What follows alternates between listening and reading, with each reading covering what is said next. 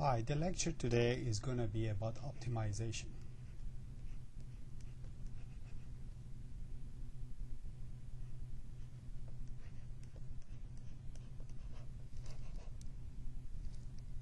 Optimization has its roots in finding either maximum or minimum of a function. You might say, well, we have already done this in the previous section, and why to go and look at it again? Well, the flavor of these problems are different. One thing is that the problems are expressed as some word problems that you have to translate to mathematics yourself, and typically that either requires some background in science or physics or engineering or something like that, and typically they offer a challenge at just that level. Let's go ahead and take a look at one such problem that you are going to see at the end of this section. The problem is the following. Suppose you have a body of water, say a glass of water or a pool, and here's the surface of this water. So here we have water, and up here is air. If you have ever looked into a pool or a glass of water, you notice that the bottom of it kind of doesn't look to be where it's supposed to be. What's the reason for that? Well, as light travels from one medium to another medium, it changes its path. For example, a ray of light that is coming toward this surface, it comes as a straight line. At this point, it changes direction and starts traveling closer to the so-called normal line. It's called the perpendicular or the normal line. This angle typically substantially bigger than this angle. And that is a source of some of the optical illusions that you see when you are at a pool. There is a law of physics that relates these two angles to each other. Suppose this is an angle, call it theta 1. This angle is called theta 2. Snell's law says that sine of theta 1 divided by sine of theta 2 is equal to the ratio of velocity in air divided by velocity of light in water. So the reason this becomes a smaller angle than that is that light travels slower in water than it does in air. So this is referred to as Snell's law.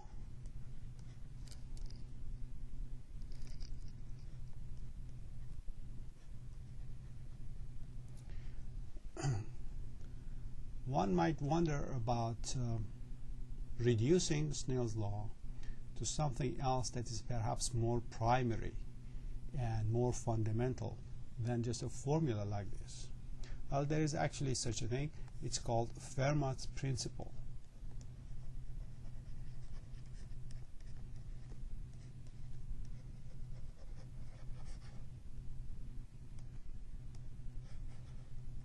Fermat's principle is much more general than that. It says if light travels from some point A to some point B, and while traveling perhaps it encounters all sorts of various mediums. Maybe it encounters some body of water here, or perhaps it encounters a lens or something.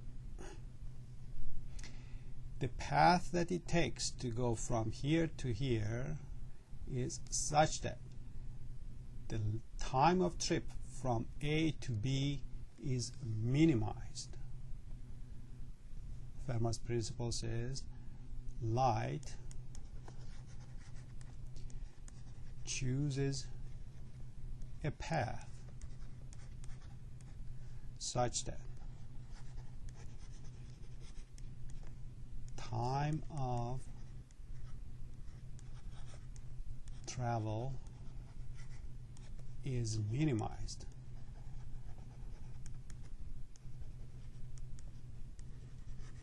First, we have to understand what this statement itself says, and there are peculiar philosophical tones to the whole thing. So, what is at issue? The issue is that when light wants to go from A to B, it looks like there is many choices. It can go like this, come to B. It can go like this and come to B. Perhaps it can go somewhere else and come to B. Of all of these, it's going to choose the path. It's going to choose the one that is going to take the least amount of time, as if light was some intelligent being, or like a businessman who wants to go from one place to another place and wants to save time, and it's going to find the shortest path and just follow that. So as you notice, Fermat's principle is a lot more general than that. It governs much more than what Snell's law is going to talk about. You notice that it has much more of a philosophical tone to it, while this one looks to be at a kind of engineering level. It's a formula that governs what's going to happen without giving any flavor or any fundamental explanation to the whole thing. So notice the ingredients of this problem. We have some constraints. Our constraint is to go from one place to another place. Our constraint perhaps to pass through this interface. What we are trying to achieve is to minimize something. And what we want to minimize here is the length of time it takes. So all of these optimization problems have two ingredients to themselves. One is that you have a set of constraints. They limit you, they tell you certain principles you're supposed to obey, and then you have certain objective. So constraints would be like specifying the point A and B that you are supposed to go through, and the objective would be to minimize the amount of time you're supposed to take. Instead of just objective, typically we refer to it as an objective function. Meaning of that is, for example, in this case, if you want to go from A to B, the time it takes depends on the point you choose to turn at that point. So you get a function of this point depending on what point is chosen. For you to pass through that point, you are going to have a different time. So objective function is going to be the function that you are trying to either maximize or minimize. So in this problem, our objective function is the length of time it takes to go from A to B. Now let's go ahead and pick up a problem that is less challenging than the one I just mentioned, and solve that, and then we come back to this Fermat's principle. One of the simplest problems we can consider is the following. Suppose there is a farmer who has a big piece of land next to a river. So here's a river, and he has his farmland here. So he has a big amount of land all over this area.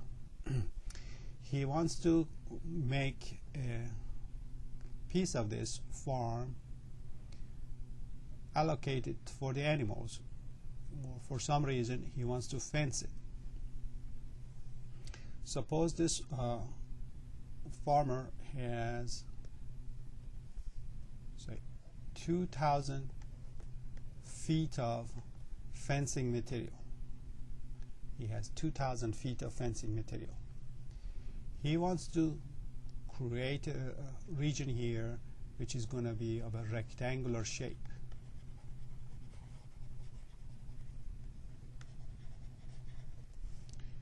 He wants to fence it by the fence he has, so he's planning on building something like this. Okay, these are our constraints. What is our objective? If you want to put the animals here or do something with it, perhaps our objective is, what do you think the objective should be? Pause for a moment, think about it. Maybe I draw several possibilities and you think about the objective. The farmer could do something silly like this, like try to build a fence right next to the river and create a very narrow region here, or could create a very thin and tall region like this. They don't seem to be good for much of anything. Animals wouldn't be happy to just walk back and forth in a corridor or something. What do you think is a good objective? Well, to make it simple, we go ahead and think that we want to maximize the area, that is going to be bounded by the fence. Out of all of these possibilities, which one is going to have the largest area? You can say that if you allocate the entire 2,000 feet for building a fence right next to the river, that's not going to be so smart, because the area is going to be just zero. Very narrow stretch, the area is zero. If you allocate it for building another narrow region in this style, again, if you make this any narrower, the area is going to become zero. These are two extremes at which obviously we are not finding the optimal solution. Somewhere in between we are going to have the optimal solution.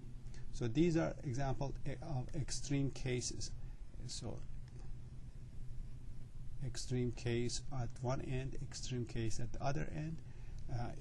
Given a problem, it's always good to play with it, to consider various scenarios, push it to the extreme and see what does the extreme look like, so that you have an idea of what is it that you are after. Once that you are past drawing the picture and having a sense of the problem, you want to go ahead and introduce some variables. If you can live with just one variable, that's fine.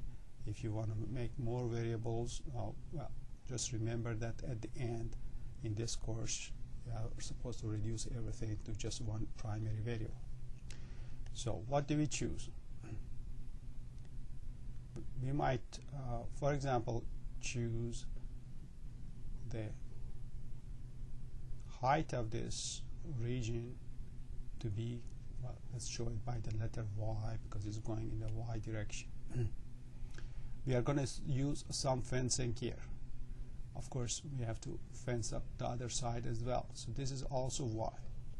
We don't need a fence near the river, assuming that our animals wouldn't try to escape into the water. Suppose there are some sheep or something. Well,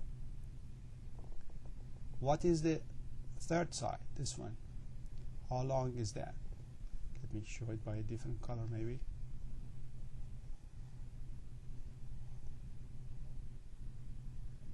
But it makes sense to utilize the entire fencing material that you have. If you are allocating Y feet here and Y feet here, how much is left for here? What is that? It's going to be 2,000 minus what? 2 Y feet have been utilized, and now we come to next level.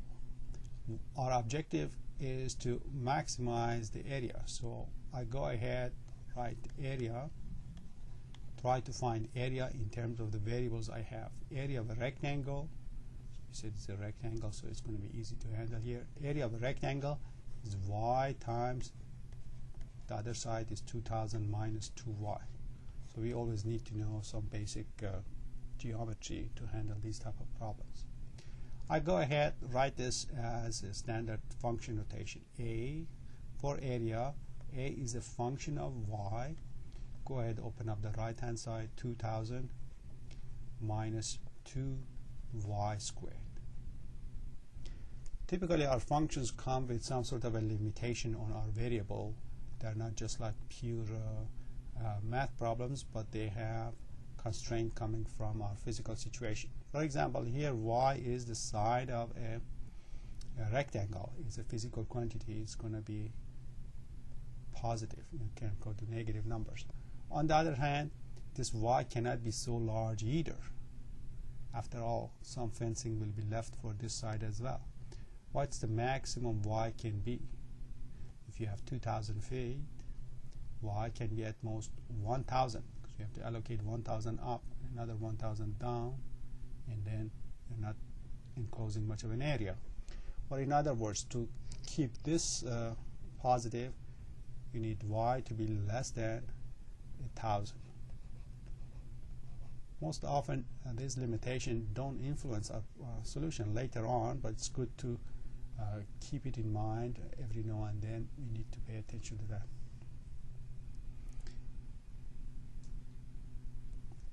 Here I made a mistake in my multiplication. 2,000y, I forgot to write the y. Erase this.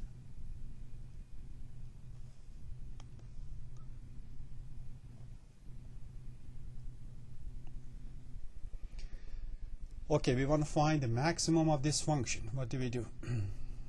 We go ahead, take a derivative, a prime. Derivative is going to be 2,000 minus 4y squared, excuse me, 4y. If we set that equal to 0, we find out the y is equal to 2,000 over 4, that is 500. So by now we have found out that our rectangle better look like this. Kind of, we are sure that that's going to be the answer. This is going to be 500. Twice 500 is 1,000. From that is going to be 1,000. So the best that we can do is to create an area that's 500,000 square feet area. Product of these two becomes 500,000 square feet. But how do we know this is the maximum? Sometimes there may be several solutions, and then you want to find out which one of them is the maximum. Right now, for example, you want to know, could this thing be a minimum? If you think about it, that's not possible. When y is 0, area is 0. When y is 1,000, area is also 1,000. So your situation is something like this. Let's go ahead and graph. Here is the y-axis, here is the area axis. When y is 0, area is 0. So I'm starting here. When y is 1,000, suppose here's 1,000, area again is 0. Area is a positive quantity. So I'm forced to go up. And according to this, there is only one critical point. There is only one point at which we are going to have a zero derivative or turning. We come down, and that point is at 500. So since this was positive and the two extremes, the value was 0, the only critical point in between has to be a maximum. So this is the maximum point. There's no other possibility. So we solved this problem rather quickly because the setup was simple. The function to be differentiated was also simple, and we didn't encounter much of a problem. So y 500, area, you can plug in the area function or just do the multiplication yourself. Becomes 500,000. These are feet, and this is feet squared. Now let's go ahead and do a more challenging problem. This one could be, for example,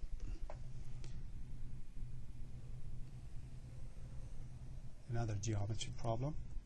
It says find a point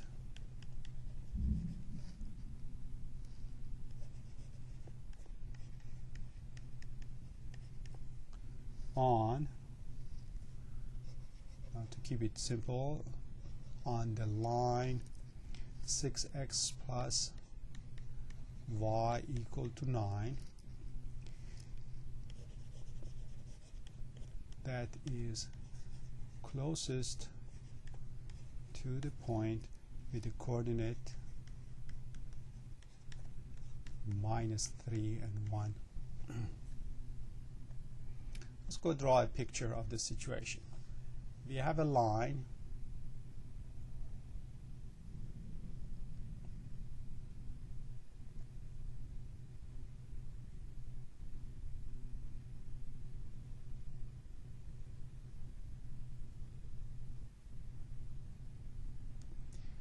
what does this line look like when x is 0, y is 9? So let's say this is 1, 2, 3, 4, 5, 6, 7, 8, and 9.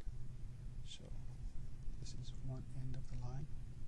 When y is equal to 0, x becomes 9, 6, which is 1.5.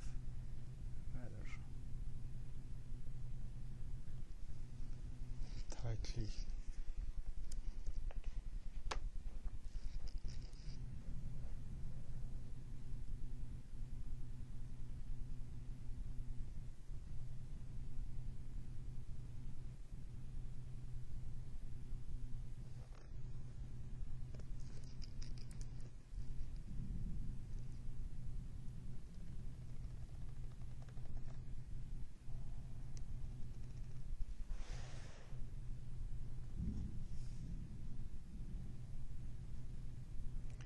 So here's my line. It's good to draw your picture as accurately as possible in these problems so that you can double check yourself and make sure you are on the right track. Now I have a point here which is at the point coordinate -3, 1, 2, 3, and 1. So here's my point -3 and 1. It says find the point on this line, on this blue line. I want to find some point.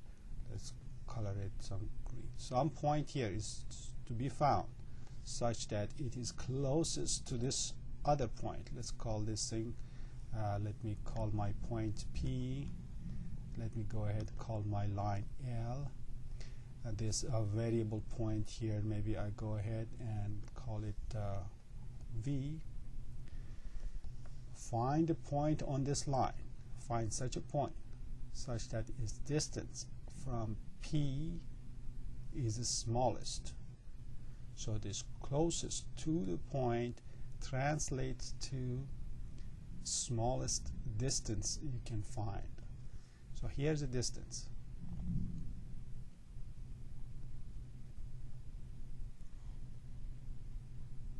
The question translates to the following. For what point V is this distance smallest? Well, physically you should be able to answer this question, or from the point of view of an engineer or mathematician you should be able to answer right away. Here is say edge of a river and you are standing here. If you want to run to the river and get to the river first, which direction would you run? You run so that will be shortest distance. So which one is the shortest distance? How would you describe it? So for example, of course, if you travel this way, it's taking longer, right? These are getting the situation worse. This one looks to be better. What is the best solution? Before I say that, what would be your answer to that? The best solution, of course, is to go so that what? What would be the relationship of this line and the blue line?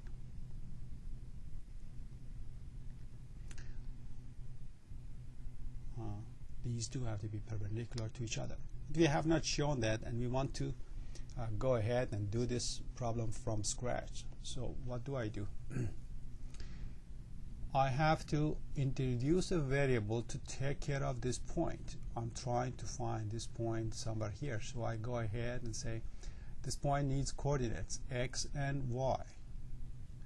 You can either choose the x to be arbitrary and figure out the y, or you can choose the y arbitrary and figure out the x. Either way will be fine. Notice if you choose x as your primary variable, then what is y going to be? Y is going to be 9 is equal to y is equal to 9 minus 6x.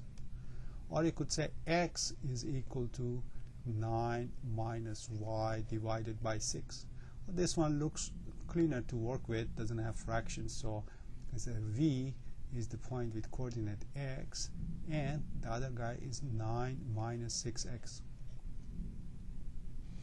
Next challenge is to figure out a formula for this distance. After all, we want to find out what the distance is. Now, many students when they're faced with the question of what is so and so, they think the answer is always a number. But you have to get used to working with the variable. We are assuming that v is some variable point like this, and ask what is the distance from the point P. We remind you of the distance formula. If you have a point A and B and you want to find their distance, what you do is that you apply Pythagorean theorem. You find the horizontal distance between A and B, vertical distance between A and B. This two, sometimes you refer to them as the run and the rise. How do you find the run? Subtract the x's. How do you find the rise? Subtract the y's. So if you want to find this hypotenuse, what do you do? Hypotenuse is square root of run square plus the rise square. It's just a distance formula we have to apply. So we go ahead. For distance, it's good to use the letter L. Don't use D. Again, I said that several times. You get into trouble if you use D. D is reserved for differentiation. So we say L squared. I need to find the run. What is the run from here to here? Here is a V.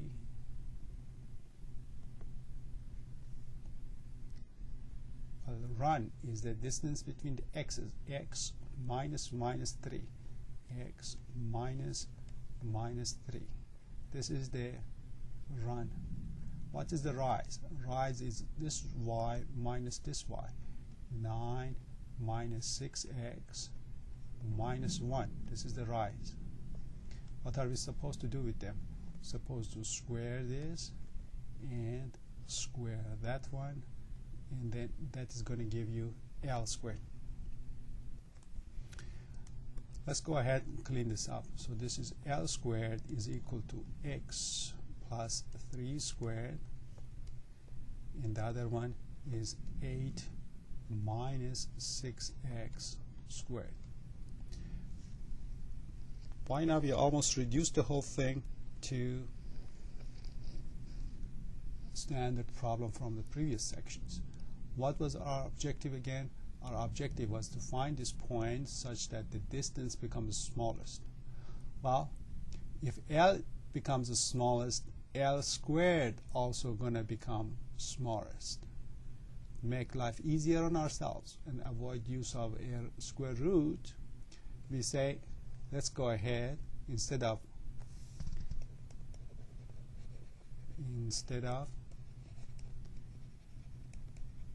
minimizing L, we minimize L squared.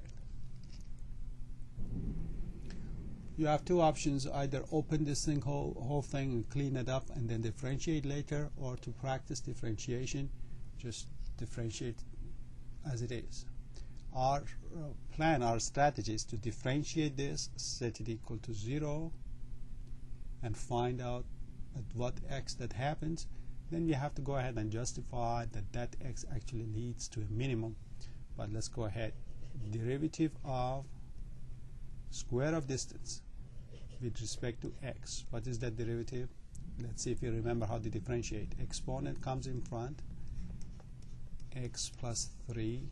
Exponent is lowered one notch, and then we have to differentiate the base. Same game again here. 2 times 8 minus 6x, reduce the exponent one notch, and then multiply with the derivative of the base. Let's go ahead and clean this up. This is equal to 2 times x plus 3. This derivative is just 1, plus 2 times 8 minus 6x. This derivative, if you had forgotten this, the problem would be completely wrong. This derivative is minus 6. So let's go ahead one more round. 2x plus 6 minus 2 times 8. Clean this up for yourself and then come and check again to practice your algebra.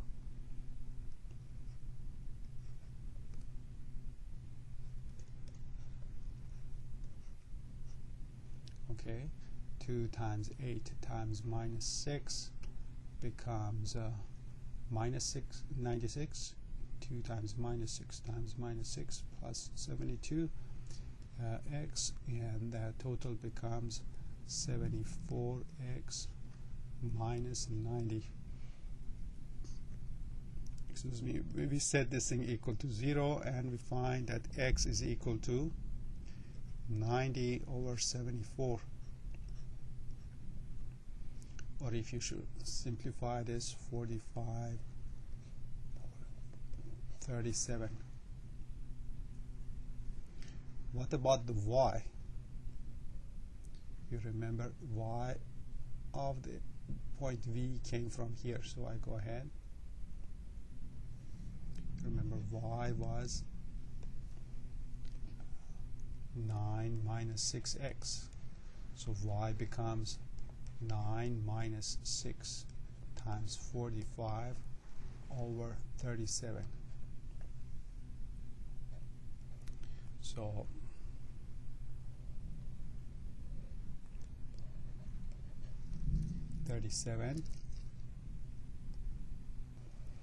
okay, so we have 9 times 37, that is 333. 6 times 45, that is 270. So to simplify, y turns out to be 63 over 37.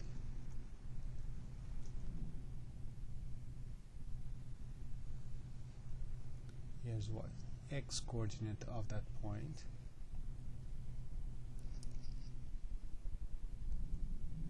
So the question was, what point on the line is the closest to point P? Here's the final answer. Point V that we found at coordinate 45 over 37 and 63 over 37. So that's going to be closest point on line. Did we call it anything?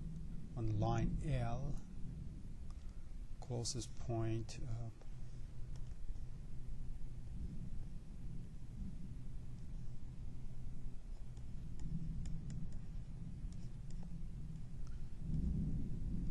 to P on line L. Now, several things left to do. First of all, remember, whenever we are differentiating, setting equal to 0, we are finding critical points. How do we know automatically that this is the minimum point? Sometimes we can reason our way to a satisfactory answer that this has to be the minimum answer. Sometimes we have to go through the whole process of establishing that something is actually minimum. Here, fortunately, you can reason your way instead of doing any algebra. This distance starts at a very large value, in fact infinity, and starts descending. As you come close to this point, the distance decreases. That becomes the minimum distance, and when you move away, the distance again increases. So the only point that stands out, the point that we found, has to be the point of minimum. It could not be a maximum. So it was 45.37, and the other one was 63 or 37. This is the closest point. Once again, physically we know that moving away from this point is going to increase the distances. This could not be the maximum, because obviously as you move you increase the value. This could not be the highest. How do you check your answer? There's always room for making arithmetic mistakes here and going wrong in some way. Well, our very first intuition was that to find the answer, you could draw a line that is perpendicular to L. Make sure these are perpendicular. How do you check that right now? You can find the slope of this line and make sure that it is negative reciprocal of the slope of this line. That is going to assure you that you are on the right track. I leave you to do that problem. I'm going to move on to the next problem in this category. And the next problem says the following. A right circular cylinder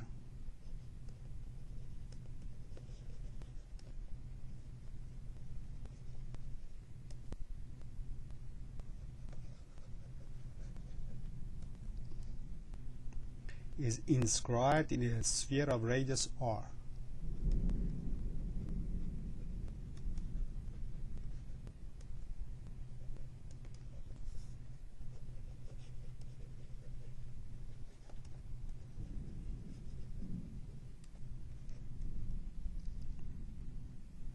Okay, what do we want? Find the largest possible volume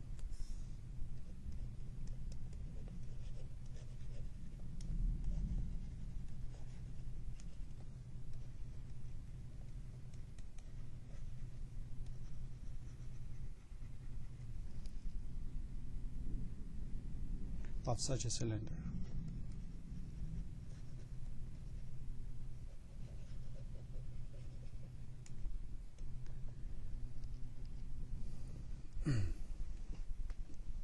The very first thing to do is to draw a picture for yourself. Make sure that you can get some variables named, and try to visualize two extreme possibilities here before I start showing them to you. Okay, so pause this thing, go, come back.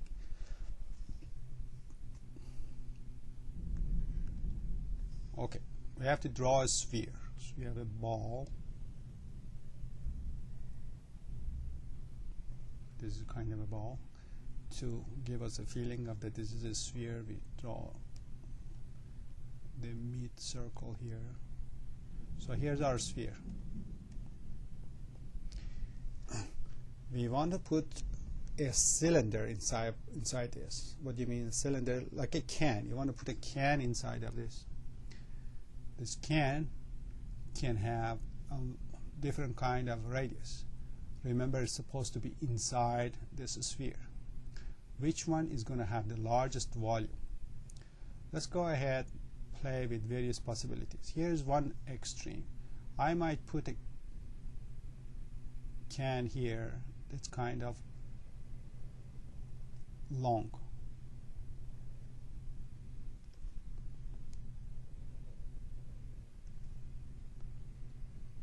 Like cans you see for pasta. They kind of have a pencil looking appearance to themselves. Here's another extreme.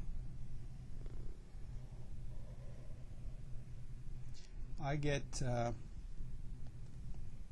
something, a can that kind of looks like a pancake, or I don't know if there's can, well, a pizza can maybe, something that you put ready-made pizza dough in it. So that would be another can. That's another extreme. Well, you have to actually go more extreme to see what is happening, but the drawing of it is going to be hard.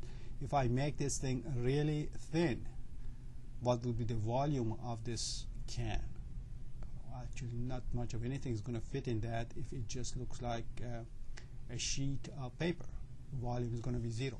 Similarly, if I make this thing looking like a pencil or looking like a needle, well, the volume of that is going to be 0 as well. So on this extreme, if we go more extreme, volume becomes 0, and if you take this to its limit, the volume is going to become 0.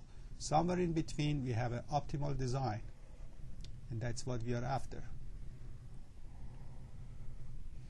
So something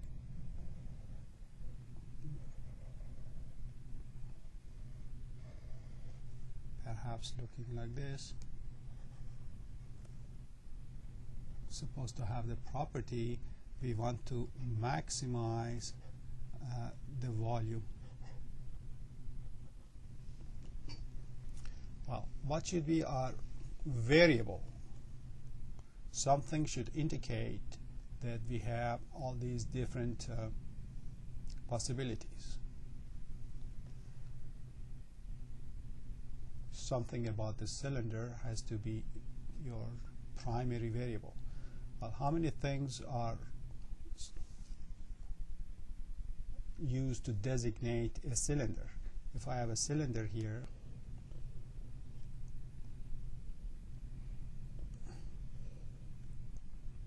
I want to talk about it. What kind of variables do I have available to myself? Well, one variable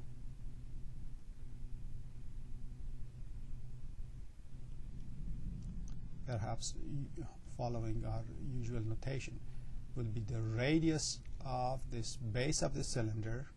We might as well go ahead and call it x. So for example, here at the limit x becomes 0, the radius becomes very small. Here at the limit, the radius of this circle becomes same as the radius of the sphere itself. X becomes r.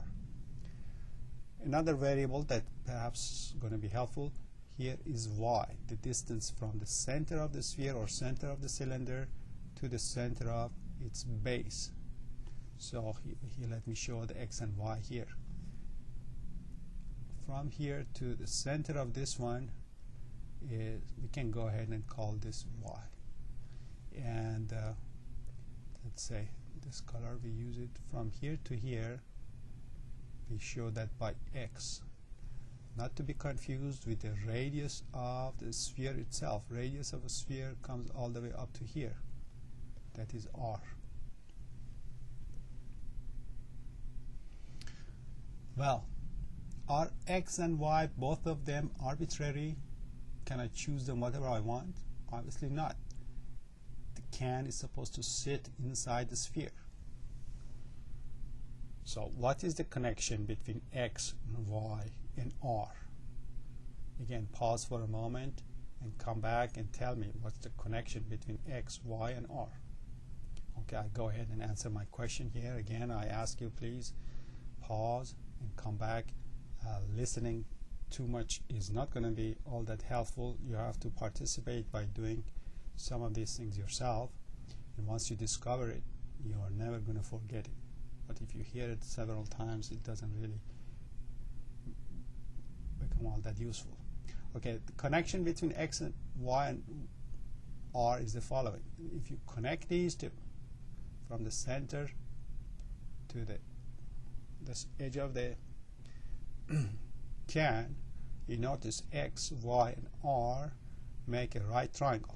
So what I have is that x squared plus y squared is equal to r squared. Okay, that is one important formula to remember. Another formula to remember is what is the volume of a can.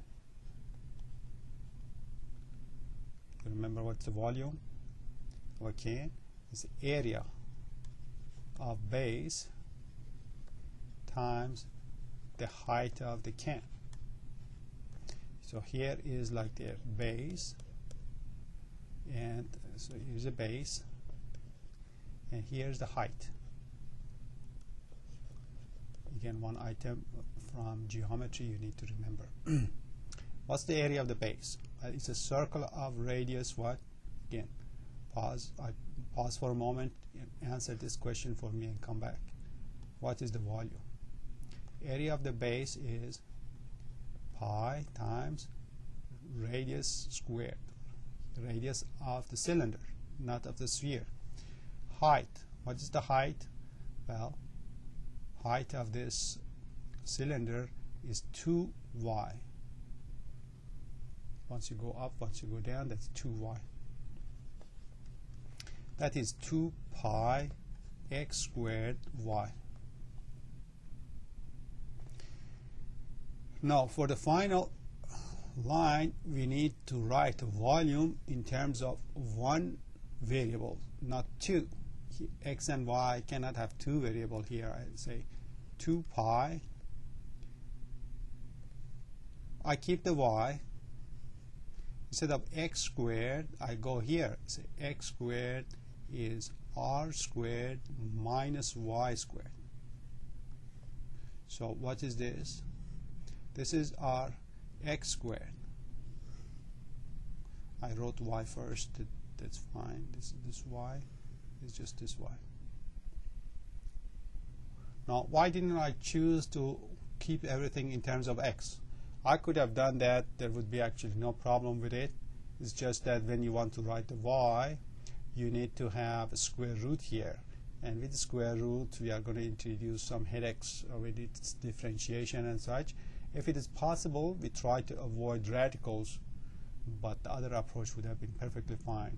So I go ahead and say that volume is multiplied out 2 pi r squared y minus y cubed. I want to find the can with the biggest volume. So as usual, to find the maximum or minimum, you set the derivative equal to 0 and hope that the path from there will be easy. Take a derivative. This is a constant, so you leave it alone. Derivative of this is r squared. Maybe I should have paused for a moment and let you differentiate this whole thing. Set it equal to 0, find the y, come back and tell me what you found. Derivative with respect to y.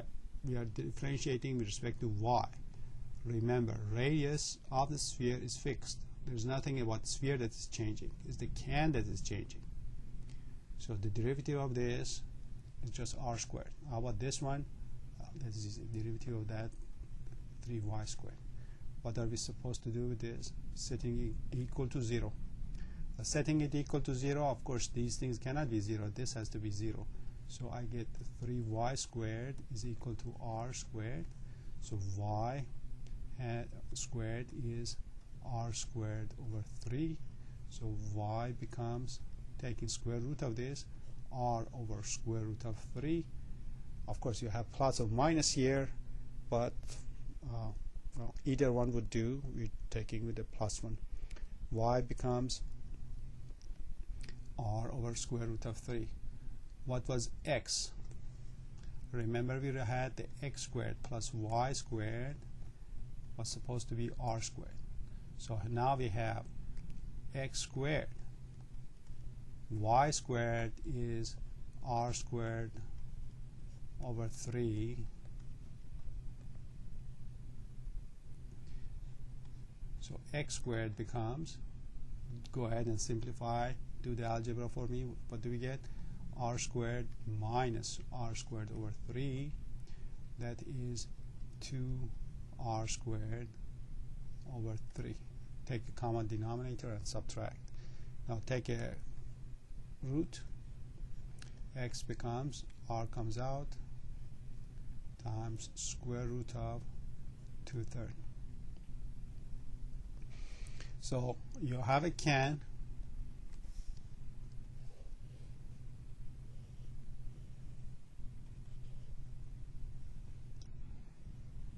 X dimension of this is r times radical 2/3. Y of it is r times radical 1/3. Volume, remember, was 2 pi x squared times y. So all we have to do is to find the volume now. Becomes 2 pi x squared. Well, I have the x squared here. Instead of going haggling with this, I just borrow it from there.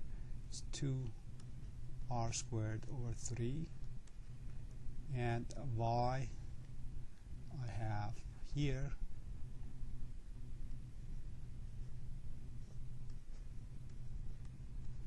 putting everything to each other, 2 and another 2. I have 8. I have a pi. I hope my pi doesn't look like r. R squared and r becomes r cubed. Denominator is 3 radical 3. That's the volume of the biggest can that you could put inside a sphere of radius r. It looked like I made a typo here. Remember, y was r over radical 3, and when I wrote it here, for some reason I have an extra 2. Let me go ahead and correct that.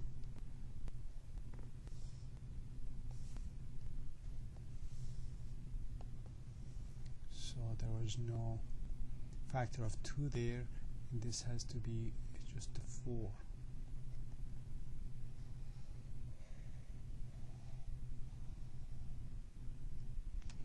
As a matter of comparison, what's the volume of a sphere itself? Do you remember that formula? Well, I did remember it from your high school geometry, or you're going to see it actually at the end of this course one more time.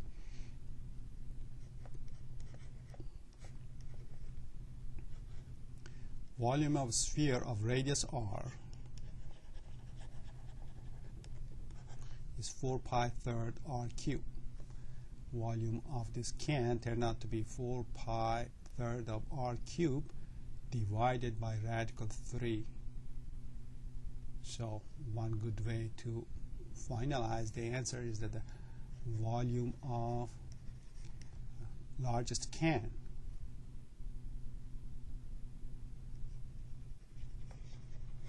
in terms of volume, largest can divided by the volume of the sphere itself is 1 over radical 3. That's the maximum portion of the sphere that can be filled up by the can. Okay, we went through quite a bit of geometry here to get to the bottom of this, and the final answer that the text expected from you was that one. Let's go to a velocity problem, a rather important problem in physics, which is Snell's law. I talked about it at the beginning.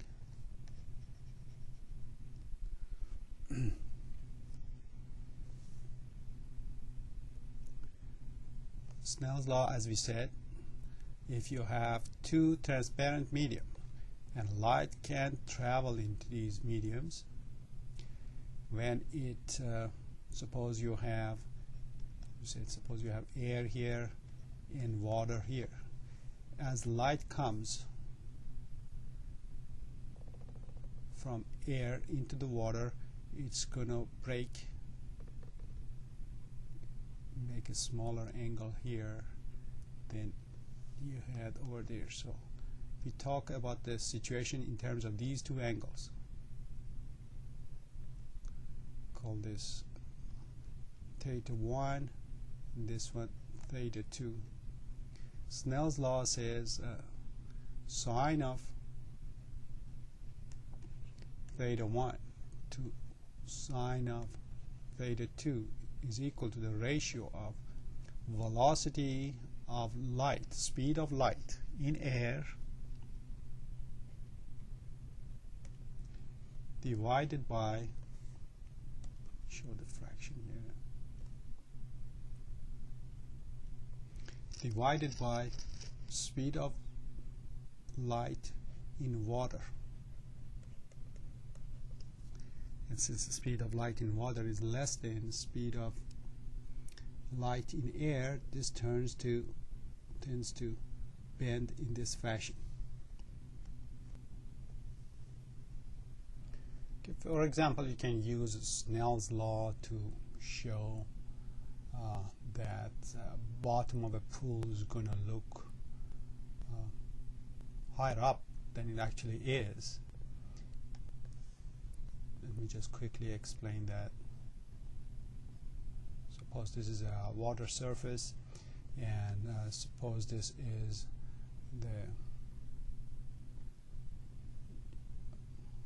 bottom of the pool. If there was no water here, you could see the actual depth of the pool. But if you have water, the way that the ray of light is going to come out of the water, it is going to bend at the water level, come much closer to the surface of the water. No, if you consider another ray of light coming out of here,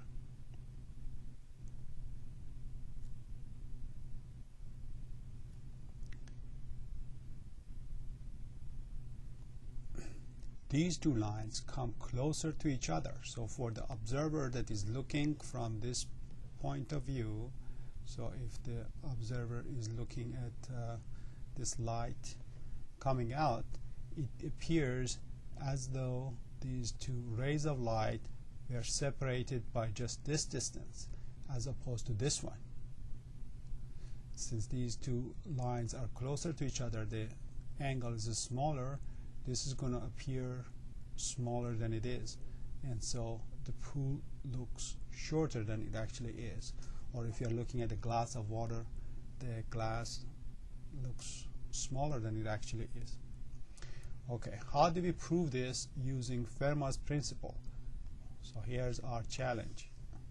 Prove Snell's law by using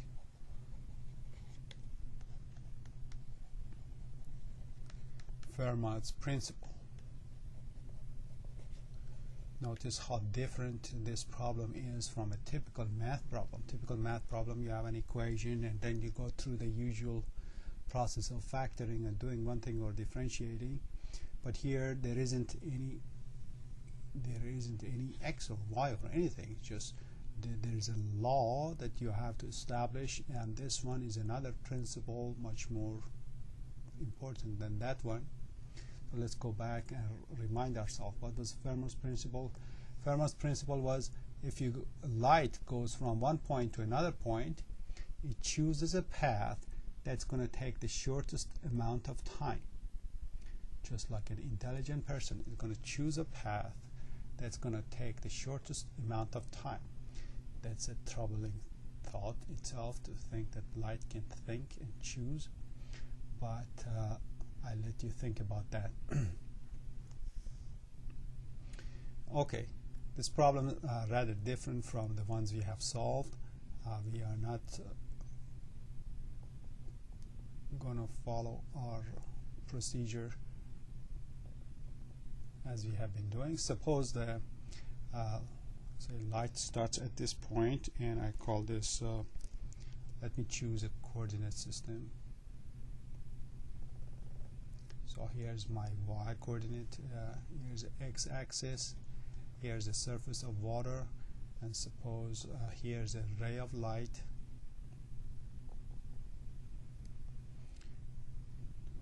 We assume that perhaps it traveled like this. This is the point A, this is the point B. Light came from A to B or from B to A, it doesn't matter. This is perpendicular, and here are my angles. Here's theta 1, here's theta 2. Before we go any further, let's remind ourselves that this is also theta 1, and if I go ahead and draw some perpendicular line here, This is also theta 2. This angle and that angle are the same. For point A, let's choose some numbers. Suppose here the coordinate is 0 and let's call that H.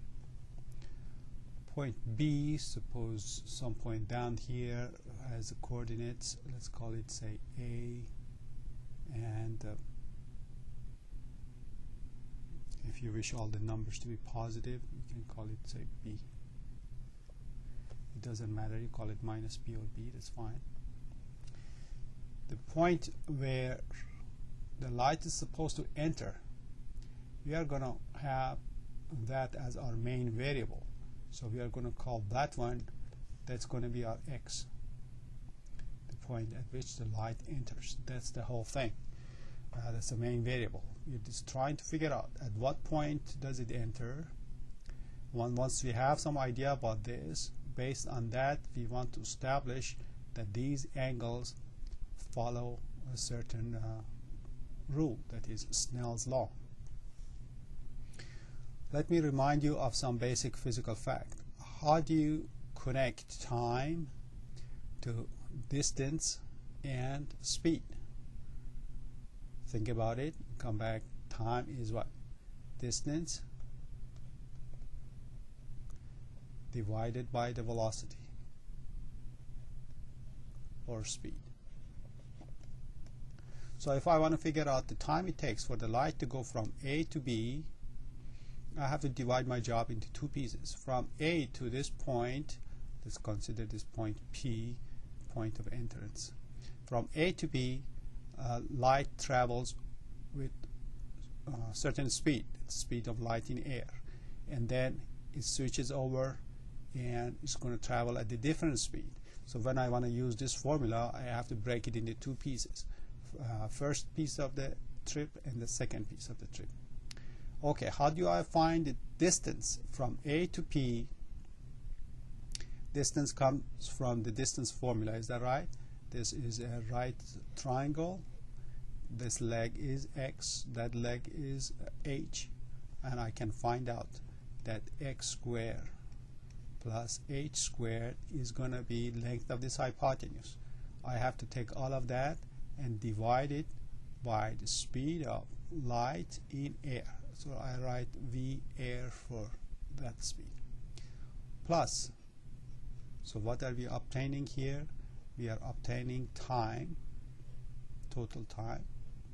This is the first half. Second half. Second half, now I have to struggle to figure out what is distance of B from P.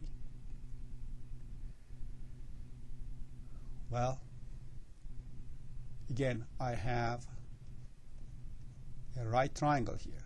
This leg, remember this X is A.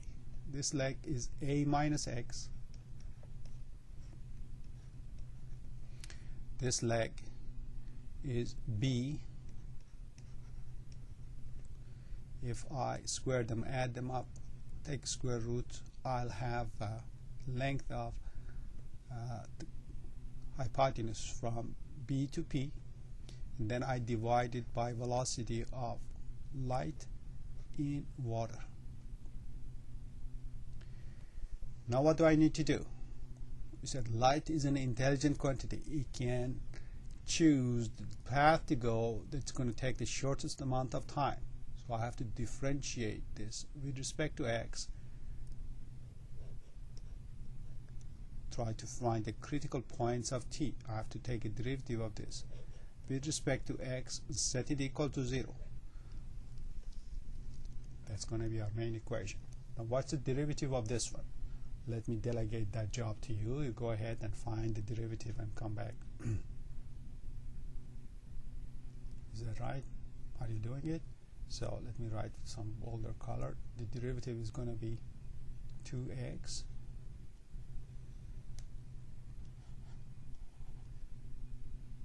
divided by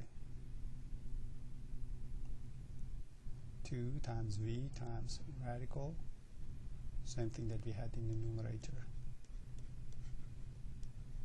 plus, and then the 2's cancel out. I might as well go ahead, just erase them. Plus the derivative of this one is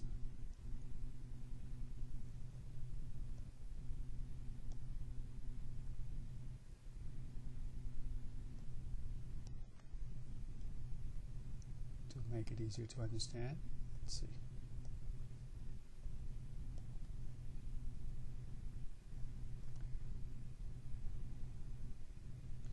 If I differentiate this, it becomes 2 times a minus x times the derivative of this, which is a minus 1. That's this where the minus comes from.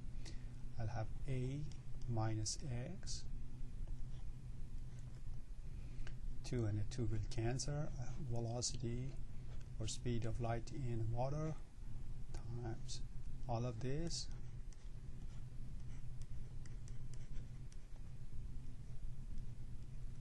Set that equal to 0. Probably have to torture ourselves quite a bit to catch an x out of here. If you really wanted x, we have to go ahead, bring this to the other side, square it, clean it up, and solve quite a bit. But that's not what the problem is asking us. The problem is asking us to show this. The problem is asking us to show that this is true. Let's see if we can say anything about sine of angle 1 and angle 2 before we fall in the trap of trying to do anything with respect to that. Let me make some room.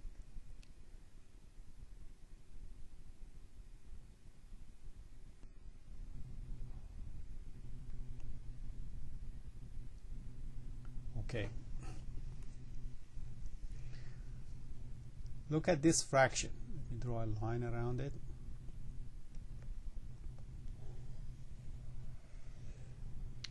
Look at this picture and tell me, what is this fraction in that picture?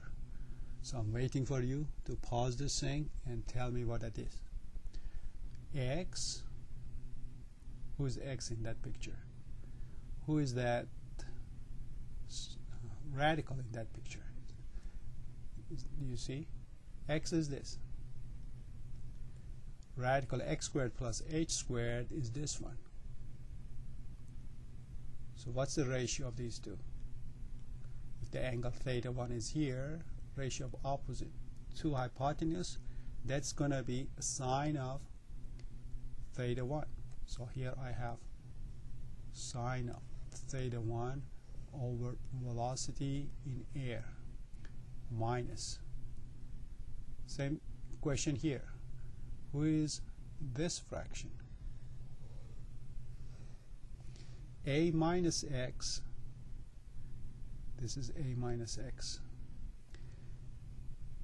That is this hypotenuse. The ratio with respect to this angle, that's the opposite, that's the hypotenuse, so that's a sine of theta 2.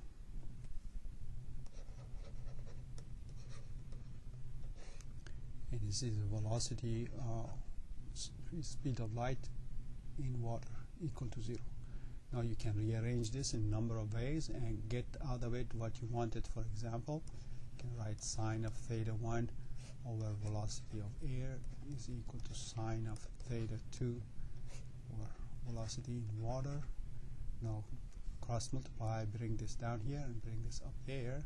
You get sine of theta 1 over sine of theta 2 is equal to velocity of air divided by velocity in water.